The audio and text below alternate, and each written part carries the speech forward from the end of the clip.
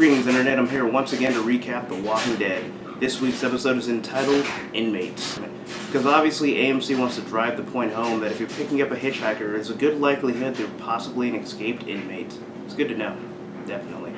So the first thing I want to say about this episode is that I liked it a lot better than the last episode, which was after. This one, I mean, just overall, obviously you got to see more than 3 characters, so that was good. And I felt like what they did with all the characters was a lot better.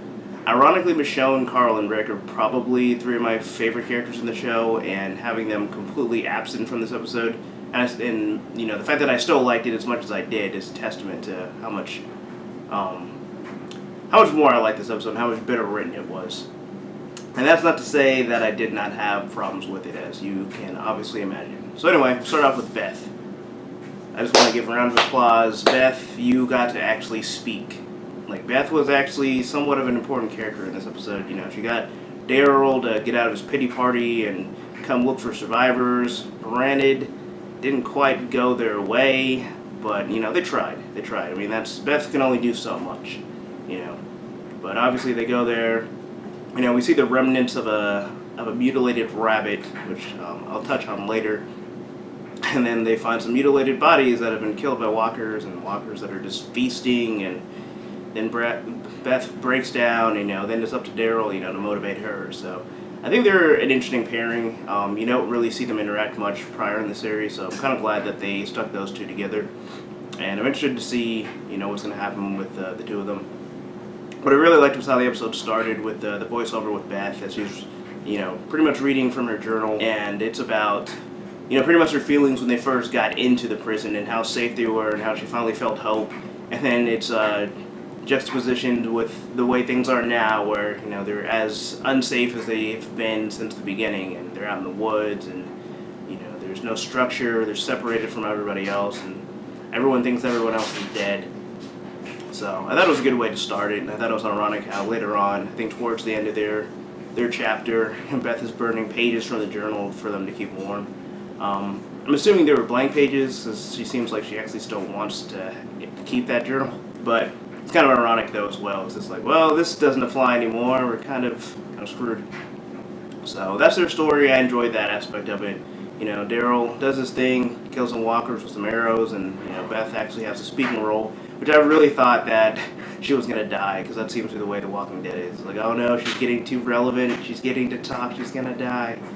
So, but thus far she's still alive and kicking. So we'll see how that goes. So the next section we see Lizzie and her sister Mika, and Tyreese basically having babysitting duties, and we see miraculously Judith is indeed alive. I guess they decided to scoop her up before they ran out of the prison and never really show exactly what happened. But either way, Tyreese has, in my opinion, the most unenviable position of all the other survivors. Just babysitting duty, basically. Which, in and of itself, not a bad thing, but in that particular situation, not all that great, considering he's got a crying baby that doesn't understand that their lives are in peril. So the baby keeps crying, they give it a bottle, and that shuts it up for a little while. And meanwhile, Lizzie to me has become probably the most interesting character, because she's a kid for one, and usually the kids are not interesting, they're just scared all the time, but she's also pretty much insane, and she shows that by mutilating some rabbits, and I believe those are the same rabbits that Daryl and Beth walk by later on. And so anyway, Tyreese hears a cry of some survivors. He runs down there with his hammer, starts trying to rescue them. But before he goes, he decides that, well, I don't want to leave these kids completely unprotected. So he puts them back to back, and it's like, hey, this way no one can sneak up on you, and you'll be fine. I'll be right back. So he runs there and attempts to save some people. Meanwhile, Judith starts crying again. So Lizzie is like, all right, don't worry, you're in good hands. Don't worry about it. I'm just gonna put my hand over your mouth and you'll stop talking.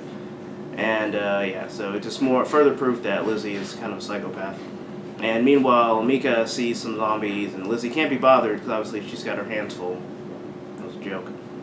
And And obviously, you know, Mika obviously knows how to use a weapon, but somehow she forgot, which seems to be, you know, I guess all the kids are infected with the post-prisonitis where they can't aim at anything.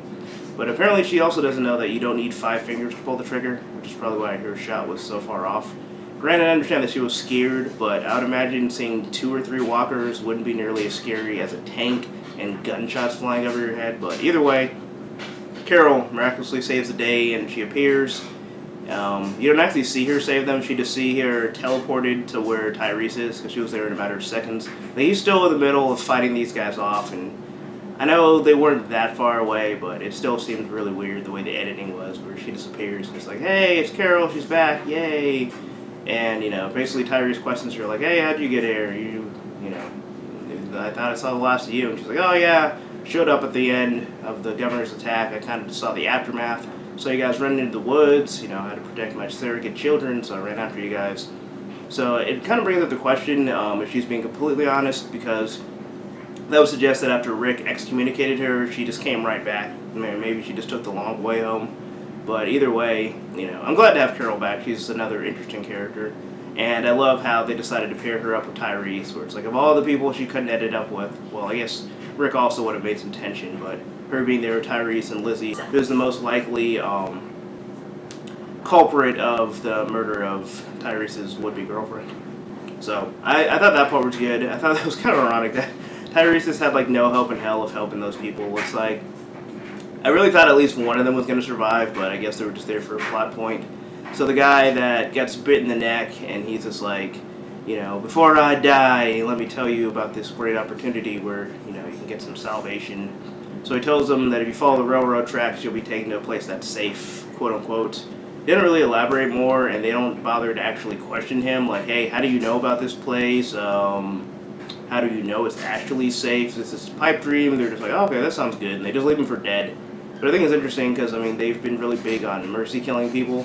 So they just leave him there to just cry with all his friends dead and knowing that he's going to turn. And it was pretty dark and just kind of, not to say that that's not something I would expect from Carol or even Lizzie, but I don't know. It seemed a little, just, it seemed different from what they had been doing, where, you know, it seems like they would have just shot him or something before he died. Or, you know, hey guys, can I tag along before I turn? You know, none of that. But anyway, so basically they're off to see the same place where, when I think it was Daryl, Michonne, Bob, and Tyreese were all in the car and they heard the voice on the radio. I believe that's the same place, so people are being drawn to this new potential Woodbury type of place where they might be saved. And we'll see if the person who's in charge of it is just as much of a psychopath as the governor, or if he's actually somebody who's halfway decent. So as they're walking, they find a billboard, or I think Miko was one that was reading it. It might have been Lizzie, I can't remember. But, you know, it reads, you know, those who arrive survive. So I guess they have a rapper on board who's put some rhymes together to make it more appealing. So that's pretty much the end of their chapter, and then we move over to Maggie, who's hanging out with Sasha and Bob. And Bob is just happy as can be. Like, you would think that there's no apocalypse going on at all. He's just smiling, and kind of feel like he's kind of flirting with Sasha as well. He's like, hey, time to make my move. Tyreese isn't here. But he actually does seem concerned, but he seems to be the only optimistic person of the entire bunch who doesn't think, like, everybody's dead. Because I think it's funny, especially for the people who came from Herschel's farm, as it was being overrun by zombies at the end of Season 2. It's like, well, it's not like they haven't been through a very similar scenario. Granted, there weren't gunshots and tanks, but still, I mean, everyone managed to make it out. So anyway, Maggie's wanting to go look for Glenn. She knows that he was on the bus, or she thought he was on the bus. And, you know, Sasha says, you know, we all got to stick together. So Maggie's like, all right, well, I'm going. And Bob convinces Sasha to go. It's like, well, we got to stick together. So that means we got to go where she wants to go. So they do that. And they find the bus, and it's full of walkers. Everyone's turned. And Maggie's like, well, I got to confirm if Glenn actually is dead. So they open the door. They're trying to let him out one by one, but that didn't happen. So Maggie pretty much has a zombie kumite, just fighting them one by one until the door spills open and start fighting everybody. She goes into like a trance. It's like she can't believe what happened, and meanwhile Bob and Sasha have to put on a whooping on the rest of the zombies, and then she finally snaps out of it and kills the last zombie and just flips out on it. And she goes in the bus to make sure that those were the last ones, and there's a Glenn-like zombie. You just see the back of his head and his hair, very Glenn-like, and then after she kills it, she starts crying because, oh, it wasn't Glenn after all. He's taking a nap in the most dangerous part of town ever, just draped over the edge of a pit of walkers, which I'm assuming he was on the runway when the tank blew up the little thingamajig that he was on, but it still looks really funny. It just looks like he just got really tuckered out after that battle. So yeah, this is the goodest place as any to take a rest. So anyway, he gets up, and he's probably the most enviable position because he gets to raid all the supplies that everyone left over. So he gets the riot gear, gets some weapons, gets some food. He even gets to get a nice little rest before he goes on his journey. So he goes out there, and it's just funny because Glenn, his whole character and his whole thing when he's introduced is he's a pizza delivery man, and he scolds Rick, way back in season 1 about just not really knowing how to survive. His whole thing is being elusive and being quick and not getting caught. And obviously I don't know if I want to say evolved or devolved since then, because since he's in the riot gear, somehow he's impervious to walkers, and he just runs into a big pack of them, and I don't know, he was just even if they were just regular people, I don't know if they'd be stronger or weaker, but he just pushes out of them like they're nothing. So I guess Glenn has super strength, knowing that Maggie's there to be rescued. So it was pretty funny and very uncharacteristic. So he ends up finding crying Tara, who's the only other survivor in the prison, and he gives her a little pep talk, hey, we gotta go, stop being a little baby.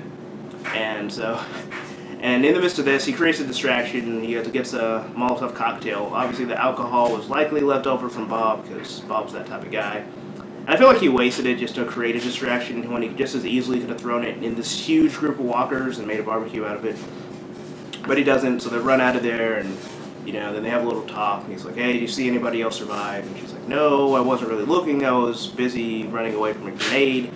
But I did see my sister get killed, and that really bummed me out.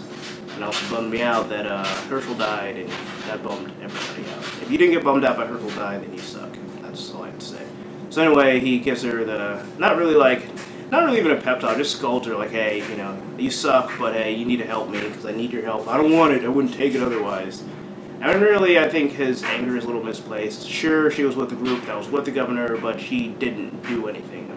I don't even think you could even say that she provided moral support, because she literally just cried and ran off. So, if anything, you could even say she aided their team, maybe. That might be kind of a stretch. But either way, kind of glad that she survived and that she's continuing on in the series. Hopefully no one will kill her off quickly. She's just a fun character, because I like her tough attitude, despite the fact that of all the survivors, she's probably one of the weaker ones. It's a toss-up between her and Mika, but she's kind of amusing. I'd like to see her actually toughen up the way that most of the survivors have. So anyway, going back to Glenn with his whole, football run through the middle with all the walkers. So they get ambushed by a couple other walkers, which I don't know how they keep getting snuck up on by the slowest creatures on Earth, but they do. And so he gets taken out by one. He doesn't die, but he gets knocked over and he's exhausted.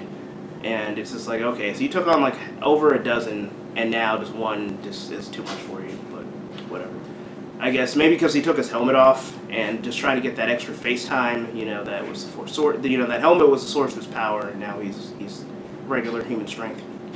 But either way, it led to Tara actually doing something that wasn't crying. She bashes a walker's head in, and then, she sees a truck pull up who does absolutely nothing to help two people, despite the fact that obviously, they want to recruit them.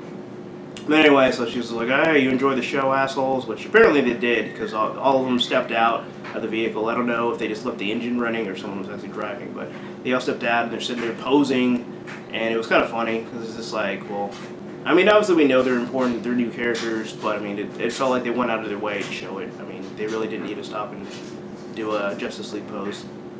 But either way, I'm excited for Sergeant Abraham Mustache, because one, his mustache looks pretty badass, and two, they're supposed to be characters from the comic. I haven't read that far, but they're supposed to be interesting characters, and obviously we need more antagonists now that the governor is indeed dead.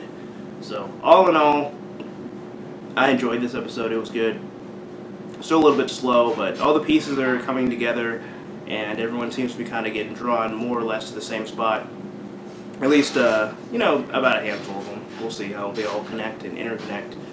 But, yeah. Inmates, definitely a lot better than After. and I'm really looking forward to the next episode. And oh yeah, just to go back. One of the scenes that was just kind of funny was when Glenn, and it might have just been the writing and the delivery where he references Herschel after Tara mentions that, I knew what we were doing was wrong after, the governor chopped Herschel's head off. Which, if that wasn't a wake-up call, I don't know what would be. But anyway, he mentions that Herschel told him that all you have to do is believe.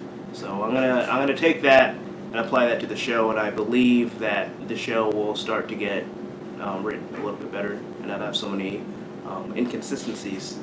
So there you have it. But despite mocking that really silly scene, I do have hope for the rest of the season. I think it's gonna gradually get better, and I think the introduction of these other characters, and I don't know, just I like everyone's story as they're all separated. I think that there's really good dynamics with everyone who's split up. I would say the Rick, Carl, Michonne notwithstanding, because they kind of already had their little group outing when they went to Morgantown. But regardless, I think that there's a lot of good that can be done. So anyway, I will see you next week. That is all I have. As always, go to pitwarpunchingthewallsreality.com. Check us out. We have other podcasts and videos and articles. Be sure to subscribe to the YouTube channel. I'll keep making videos. I saw that we got a couple new subscribers. I don't know if they're specifically for this video or some of our other videos. Either way, appreciate it. Leave some comments, any questions, any feedback, suggestions. All that's good. Anyway, have a good day. Try not to get nommed. And, yeah. Check us out next week. And believe.